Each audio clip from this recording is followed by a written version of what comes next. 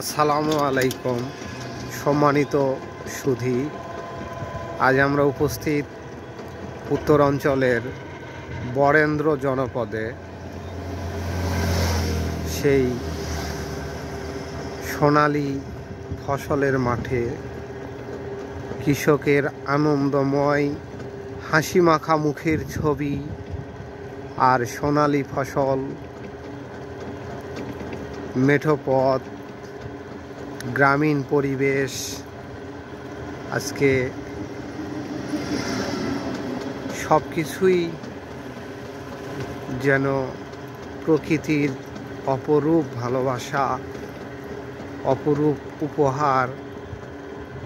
আমরা এই কৃষকদের জানাই অভিনন্দন, শুভেচ্ছা।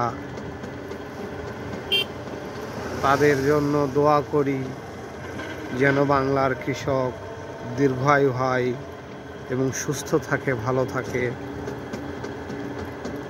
এই কৃষকের হাতে ফলানো ফসলই একদিন আমাদের পেটে অন্ন যোগায়। এই মাঠের কিষানীরা আমাদেরকে যে দুমুঠো অন্ন যোগায় দেন, তাদের জন্য শুভকামনা এবং তাদের দীর্ঘায়ু কামনা করি যেন সুস্থ থাকে, ভালো থাকে। আবারও শুভেচ্ছা জানাই প্রত্যেকটা মানুষকে। শুভেচ্ছা জানাই সেই জুলাই যোদ্ধাদের, যারা জীবনের বিনিময়ে বাংলাকে এনে দিয়েছে 2024-এ নতুন এক বাংলাদেশ।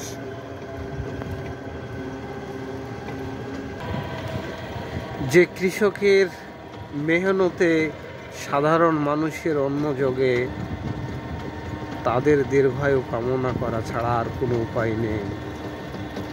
তারা যেন সুখে থাকে, ভালো থাকে, পরিবারের সাথে থাকে। প্রত্যেকটা কৃষকের জন্য বাংলাদেশের সাধারণ মানুষ শুভেচ্ছা জানাবেন।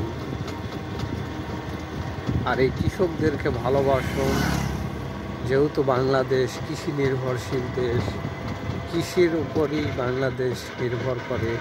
সেক্ষেত্রে কৃষকদেরকে ভালোবাসুন, ভালোবাসায় অবক্ত রাখুন, যেন অন্ন ঘাটতি বা খাদ্য ঘাটতি না হয়।